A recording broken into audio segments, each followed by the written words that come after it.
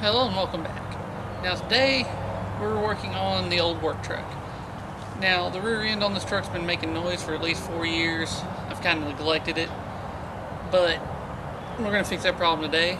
And what we're doing is we're actually replacing the axles as well as the bearings and the seal all together. Now the reason I'm doing this is just simple put, as in I'm not sure how bad that axle is. The driver's side has been making noise since day one I bought it. I don't know how long it's been making noise before that. It's loose, it's throwing grease out, and it just needs to be replaced.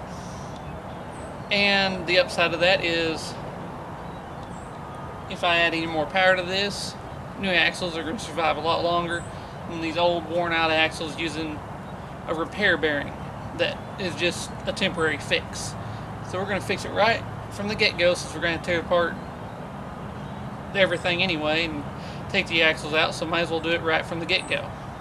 Now it's going to cost a little bit more doing it this way than just the repair bearings, but it's the correct way, and you're going to get a lot more life out of your rear end doing this. As you can see, the tires are already off, ready to jacked up. Got the rear end cover off and the grease drained, and then we're going to go from there. Now one good sign that you probably have a bad seal to begin with is a sign like this. Now this is the inside, and you can see the grease and it's soaked. Now our other side is probably wearing out too, because we can spin it around and look, and you can see it's not as bad, but we're starting to get there. So it's time to replace both. And like I said earlier, we're tearing it apart and doing it right from the get-go, so we may as well do both sides at the same time. Now you can see here, there's grease, axle grease, over everything. Now it's not good for braking at all, and if you look here, that moves up and down quite a bit. So it's completely worn out. Those bearings are probably busted. Now you can see this side's much better. It doesn't have the up and down play in it, and it's a lot drier over here, and that's the way it should be, but we know we're getting a little bit of grease. You can see just a slight bit of buildup. Not bad, but it's going to go eventually, so we're going to go ahead and replace it too. Now what we have here is a General Motors 8.5 10 bolt truck rear end. Now on this one we have an 8mm bolt here to take loose. I've already broke it loose.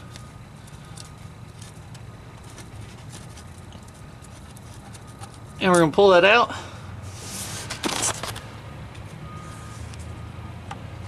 And drop that.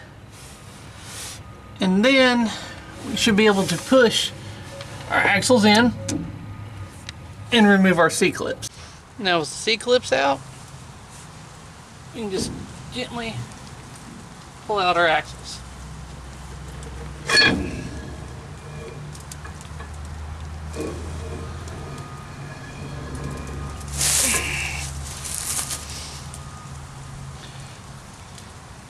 Now you can see where this is worn right here,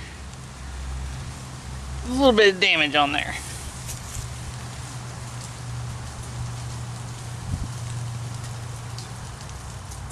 That bearing's not in good shape either.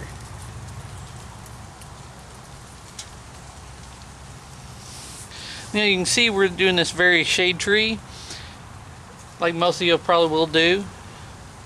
Now if we had a lift, this would be a lot easier. I'd love to have the lift to do this, but unfortunately I don't. But now the next step is to remove our bearing and our seal. Now hopefully our axle puller works. Now I read reviews on there that these are not the right size for anything. We got 3 different sizes. Some reviews saying that the slide stroke on the slide hammer was not enough to be able to get a bearing out. But we're going to give it a shot and see what happens.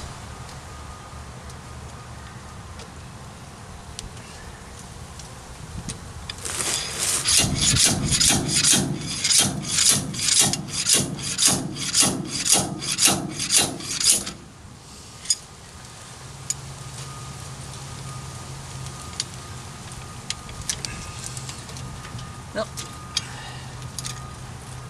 Unfortunately, the bearing broke, so it's going to be a little bit of a pain.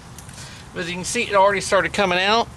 There is enough slide stroke on this to actually get one out. Now, if the bearing didn't shatter, probably would have went a lot easier. Let's try that again.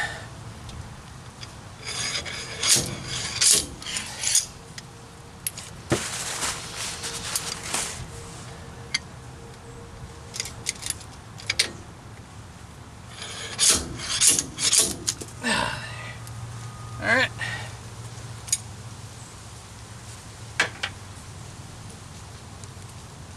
There's the seal.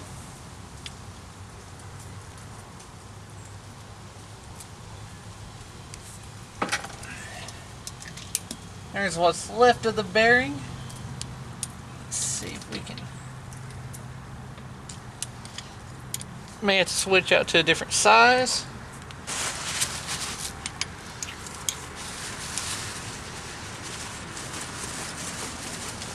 Luckily we have 3 different sizes to choose from.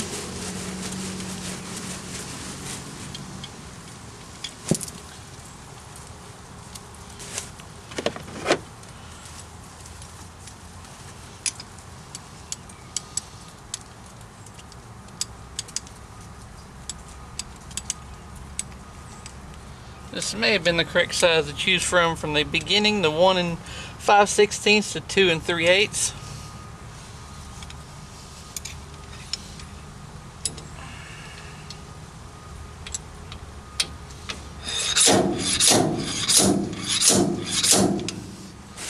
Now it's probably a lot easier if we had a dried rear end, but with all the grease on here, it is making it a little bit more difficult.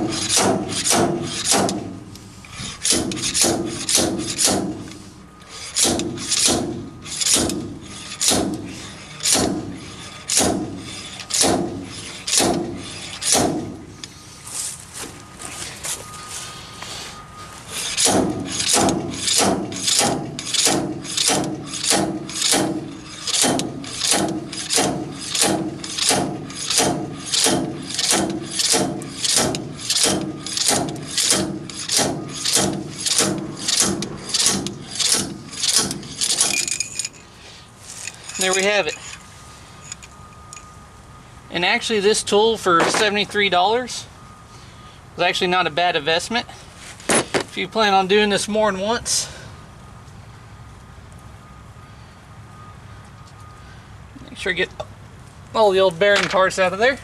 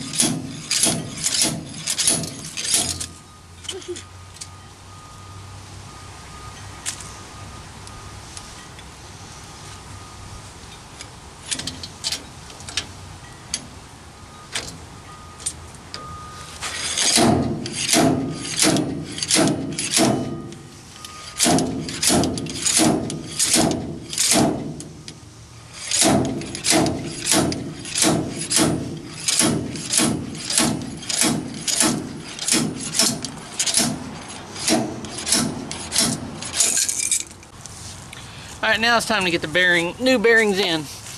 Now you see a lot of people, they'll have a big metal swedge headed in there. What I did was just push it in by hand a little bit. Started with a block of wood so I wouldn't damage anything. I took the old bearing, screwed it onto the piece of wood so I could drive it in further.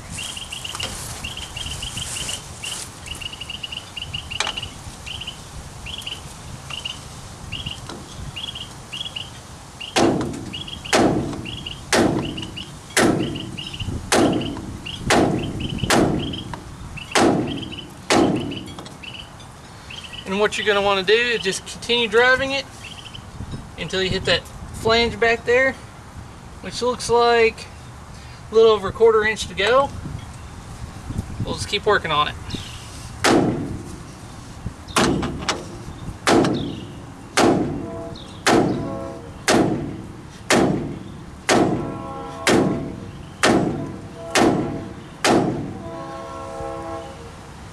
And you can see this is working. So if you're like me, I call some of my local auto parts store. They actually do not have the bearing driver anywhere in stock. And unfortunately I didn't order one from Summit. But this right here, if you got a little bit of wood, then you might get a longer one, that way you can have a handle. And this could come in very handy and save some money because it's working without damaging the bearing.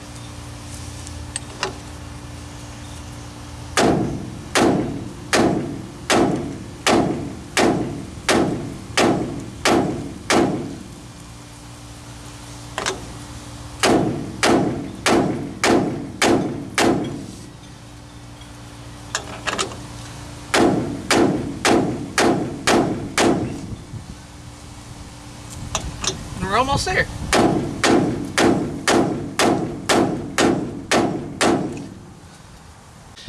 Now for the new seal, I'm just going to put it on. Just kind of go around and tap it in place.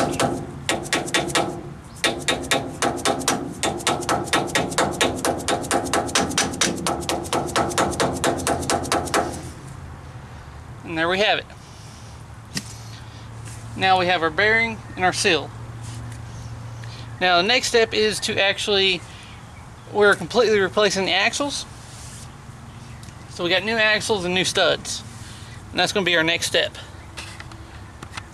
Now you can see we pretty already started putting the studs in. But what I'm doing first is putting the studs in with supplied new nuts.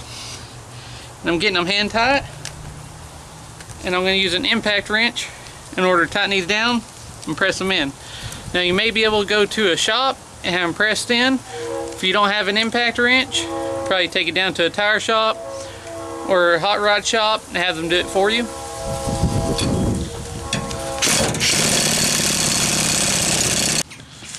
Alright, now that we got our studs pressed on, now we're going to install the new axle very easily and carefully.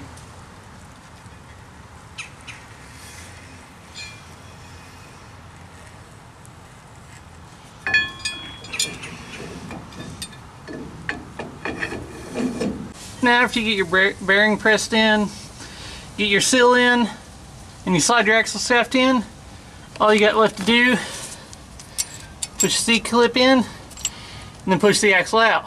Now that we got our tubes in and our C-clips installed, now we got our shaft in, and we're going to tighten down this one bolt.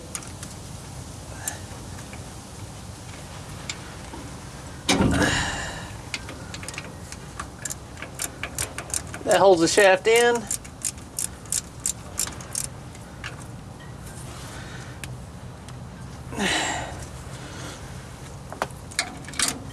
And then we can put our rear end cover on. Now once you get your rear end cover on, then we can go back and actually fill it with rear end grease now.